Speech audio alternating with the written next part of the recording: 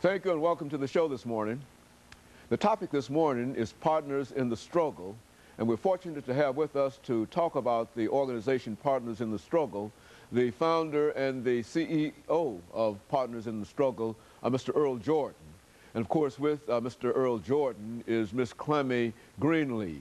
Miss Greenlee is an advocate for a program called the Galaxy Star Drug Prevention Program. And of course, Mr. Jordan and Ms. Greenlee, let me welcome both of you to the show this morning. Thank you. Okay. And to tell you exactly how excited we are about having you, Mr. Jordan, and Ms. Greenlee.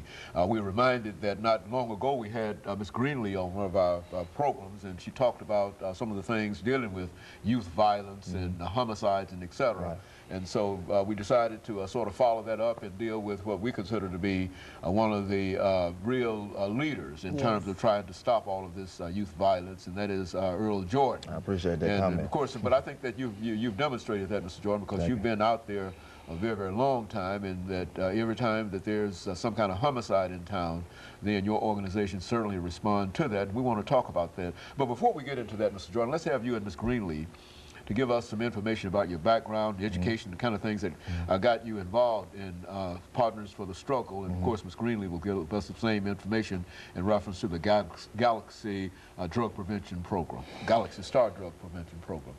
Well, I guess first of myself, background education as far as growing up in the J.C. Napier homes in South Nashville. Come from two beautiful parents, my mother Marie Jordan, my father Arthur Lee Jordan, who's passed away. Went to McGavick High School, played basketball, and was a student in one of your classes at Tennessee State University. Thus coming into Partners in the Struggle and how it was originated. Back in 1995, there was a little girl by the name of Adrian Nicole Dixon who was murdered at the Hickory Hollow Mega Market.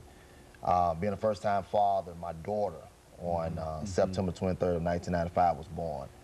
And I sat there and thought about what would I do if something like that was happening to my child. And I knew at that time God just moved into me to say, Earl, you know, I want you to do something where you could support these families and be a voice for loved ones who've been murdered. I really didn't know what type of concept I wanted to do, but I knew I wanted to be voiceful. I wanted to get the parents and the families involved where they can be advocates and speak out when other families couldn't.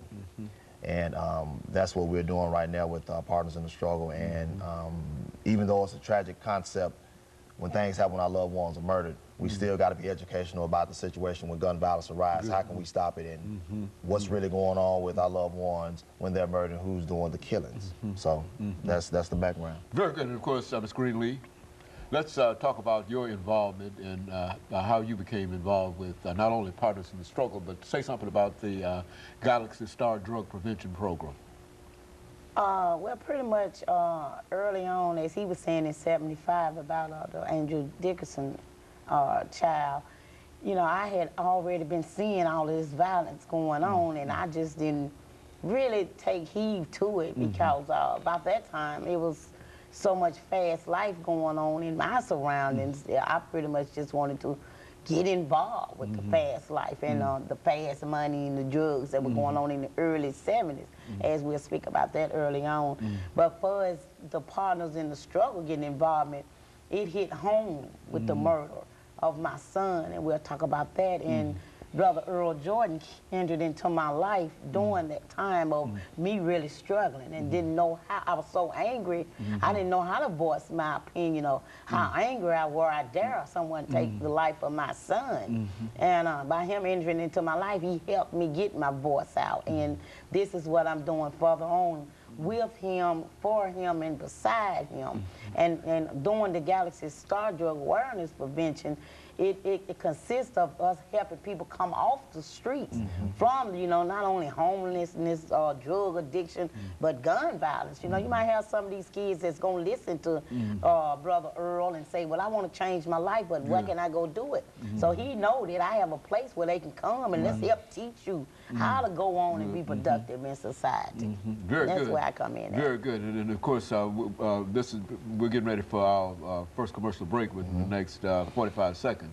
But this is essentially what we want you to do, to give our audience some idea in terms of some of the challenges that are facing our young people today, dealing with drug violence, with gun violence and drugs and some of the other things, and perhaps what they individually might be able to do in order to assist you, because I think, as you've indicated on a number of occasions, that the homicide rate in town is 80, 85, or whatever, and there are therefore 85 individuals who have been affected by that, and I think that under you, working with you, they could form a very, very important coalition and be almost as effective as you and Ms. Greenlee are together. And of course, we'll be back following this very, very short commercial break.